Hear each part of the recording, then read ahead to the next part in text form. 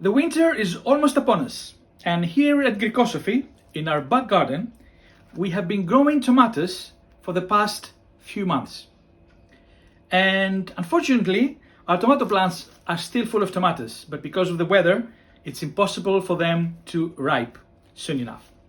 So we've made a decision and we collected all the green tomatoes from our plants and we made Greek Ntomatokeftedes, which translates to tomato patties or tomato balls, with our green tomatoes and some red. So welcome to the Greekosophy channel. My name is Tam. Today we're gonna make Ntomatokeftedes με πράσινες ντομάτες. Keep watching. So let's have a look at the list of ingredients. We would need about a kilo of green tomatoes. These are all the green tomatoes we got from our garden. There's a lot more than a kilo, so we're only gonna need a kilo. They come in all sizes and colors of green. They're not store-bought, as you can guess, so they're all delicious, but look at the different sizes. It doesn't matter if they're blemished or unblemished, they're all good to eat. And we're gonna need about 200 grams of our ripe tomatoes from our garden as well. So you can see cherries, beef tomatoes, middle size, everything will be absolutely fine for these tomato patties. The rest of the ingredients, we are going to use some Greek sun-dried tomatoes, about 3 or 4 of them. These are the ones we bought from the island of Tinos, and we still need to make these videos, but we're going to put them in our tomato fritters. 2 onions, they don't have to be red, they can be white. We need 540 grams of plain flour. We also need a good bunch of parsley. We had kept some of this in the freezer, so we're gonna defrost it and use it. We also need about 5-6 even more leaves of fresh basil. We're gonna have to use about a teaspoon of dried spearmint. We might use a couple of them, to be honest. And we're also gonna use 1 to 2 teaspoons of dried oreganos. 2 tablespoons of dried oregano, all the way from Crete. Also 2 teaspoons of baking powder. And we're finally going to use some leftover feta cheese, Greek feta cheese. You can use up to 200 grams or whatever is left in your fridge. Okay, so we have prepared our ingredients. So we've chopped our green tomatoes, as you can see, very coarsely, because we're now going to blend them in our blender. And the 200 grams of red tomatoes, we grated them in just a normal cheese grater. And we've also grated our onions. And these ones could not be grated, so I'm going to add them in the blender together with the tomatoes. Nothing goes to waste. And 2 tablespoons of the dried oregano and 1 tablespoon of spearmint. Oh, and the smell is amazing. And I chopped the parsley together with a few leaves of the fresh basil in there. And 3 large sun-dried tomatoes, all the way from Tinos in Greece. And our leftover feta, which we're gonna use later on. So we have our trusted little blender here. So basically we're just gonna add a few tomatoes. Now they are quite dry because they're green, they don't have a lot of juice in them. So what I'm gonna do is I'm gonna add a tiny little bit of olive oil, extra virgin olive oil, just so the blender hopefully works it in a nice paste. So just a little bit, because then the juice will take over.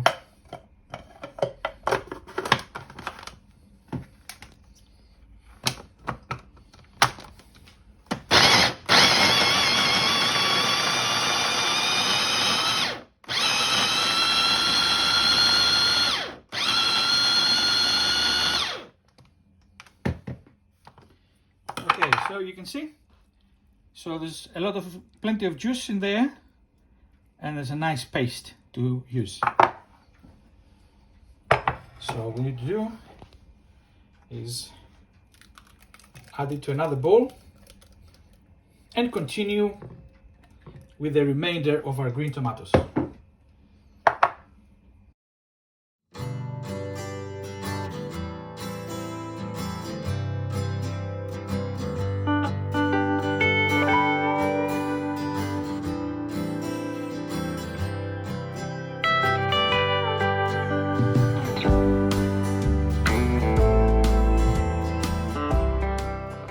So the last of the green tomatoes.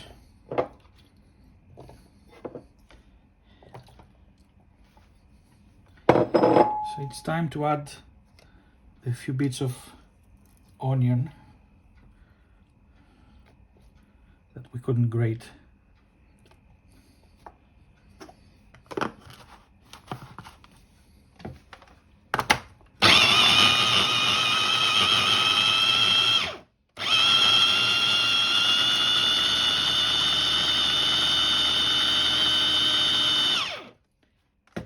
So there you go.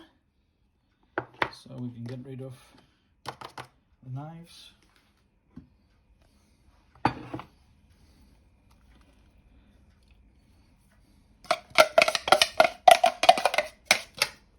So you can see a nice paste.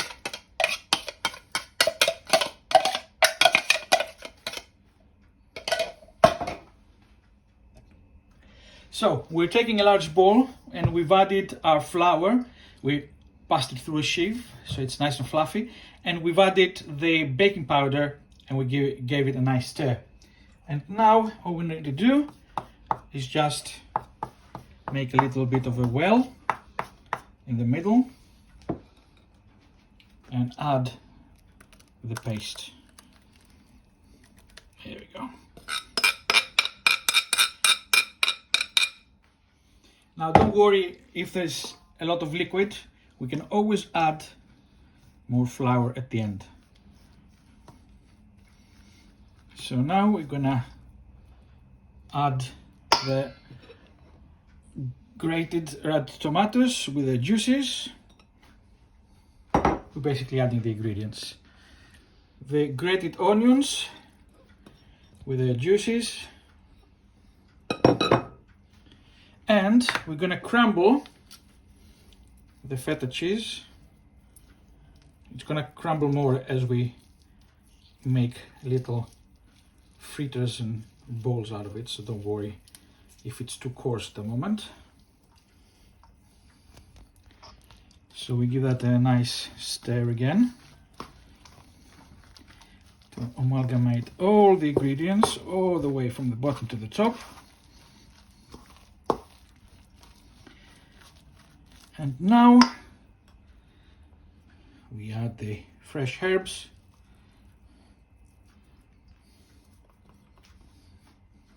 Now we add the dried herbs.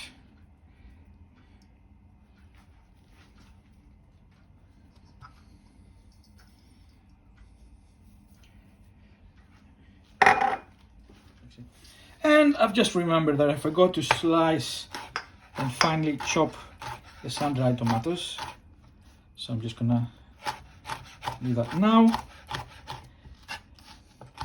You can cut it in as many large or small pieces as you would like.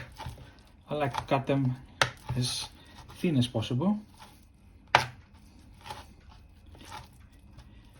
Now we're going to review these particular tomatoes from Tinos Island in another video.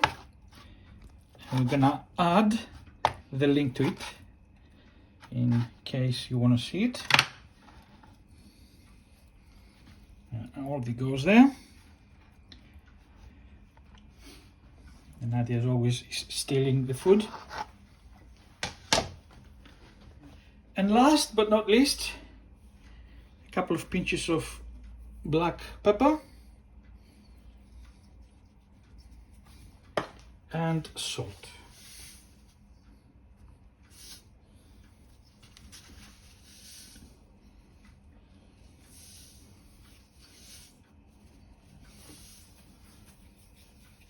And now the fun part, and for those of you who have kids, this is the best part for them. You can actually put them to knead it for you, and that's a good way of teaching kids how to cook.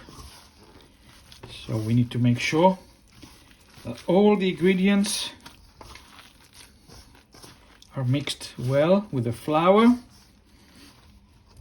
can see there's still plenty of flour at the bottom.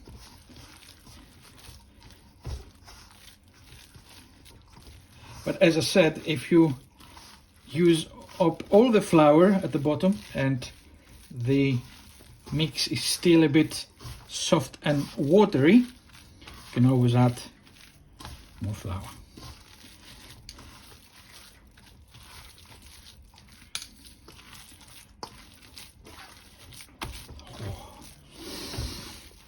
The smells, the scent. You've got fresh herbs. You've got the tomato smell. You know, they are not store-bought tomatoes. They are grown in our back garden. So the smell, even when you just whisk through them, is just unbelievable. And then you have Greek oregano straight from Crete. And the onions and everything here, it's just amazing.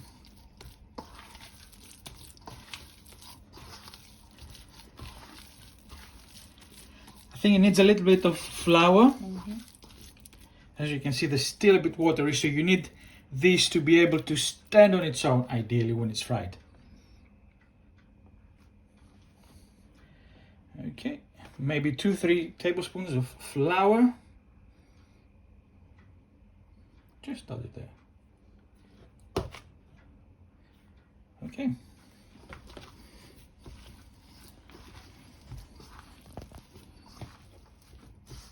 Yeah, that looks a lot better now that the flour is going to be incorporated. And in case you add a lot more flour than needed, you can always add a little bit of olive oil to bring it to the right consistency. So as you can see, it is a little bit sticky, but that's to be expected. I will personally add just a little dash of olive oil. It will make my life a lot easier when I mix it all together. And I think that the mix is now well blended. Now you can set it, you can cover it and leave it in the fridge if you want for a few hours, or up to when it's time to cook it. And in fact, you can keep the mix in your fridge and use it after a few days. I haven't tried to put it in the freezer. I know that you can make the fritters and put them in a bowl and then freeze them. And when you want to make some and cook them, you just defrost them and you can fry them then. But we are starving and this is made to fresh. So Nandia is gonna have the next task of showing you how to do them and how to fry them. Like you mean. So our Greek friends will be laughing here because we're gonna use a wok to fry our tomato fritters. And the reason for that is that you don't need a lot of oil, but just enough so they can both fry properly in both sides. So we use a wok because you can put the oil and it creates a much deeper it is much deeper in depth, so you can use the fritter. You can use olive oil as if you're a typical Greek. Today we're using sunflower oil. I know it's not the healthiest, definitely not the healthiest, but it gives a lighter touch to the tomato fritters. And Nandia is going to now show you how to prepare them. Now, you don't have to do it yourself, but it's a good skill to have. But you can make them into patties. It's up to you how you make them, into balls, into meatball size, things like that. So. Okay, please, my friends, don't laugh. I'm going to try to do it. There was something that a friend, chef of mine, showed me many years ago. I will try to remember it. So, sorry, Mario. Okay, so you're going to take a little piece of this one, not much. And basically you're going to use the 2 spoons. And you're going to from one side to another, so it can have a little bit of a round shape, like an almond, most likely. This is something that a friend of mine showed me many years ago. He's a chef, so I'm hoping I'm doing it well. So please don't laugh. Okay, I'm trying. I don't know, is the olive oil? We can try it. Dip the first one. Okay, let's see. Oops. Okay, let's see. Let's try another one. I think it needs less, not that much.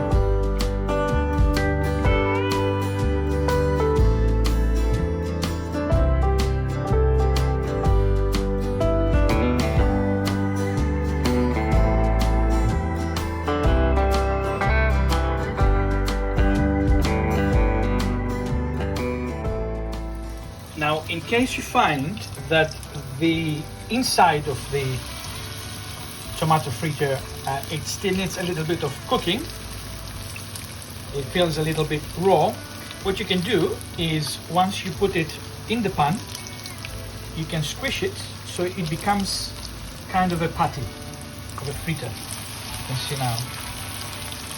So basically it's not as thick in the middle, it thins out, so all the sides inside out are cooked.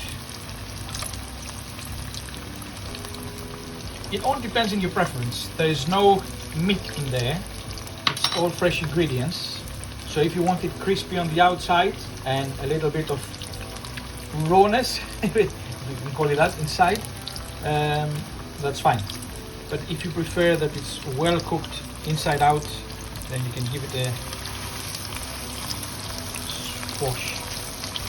You flatten it a bit.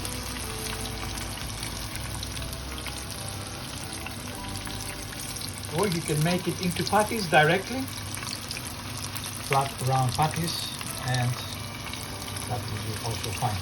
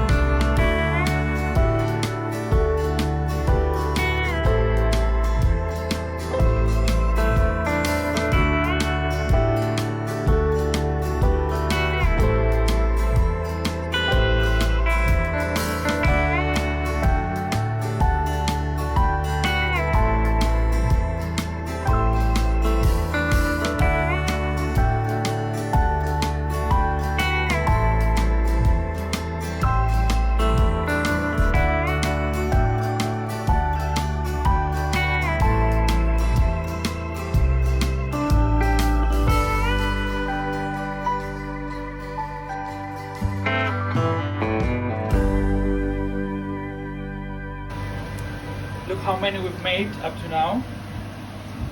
It's quite a lot, plus those. And have a look. And have a look how much we still got left.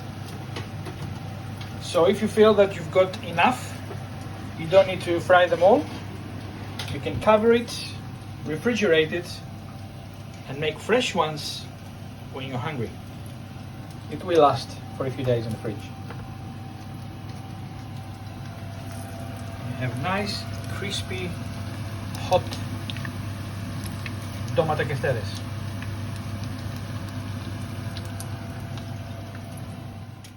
And here they are.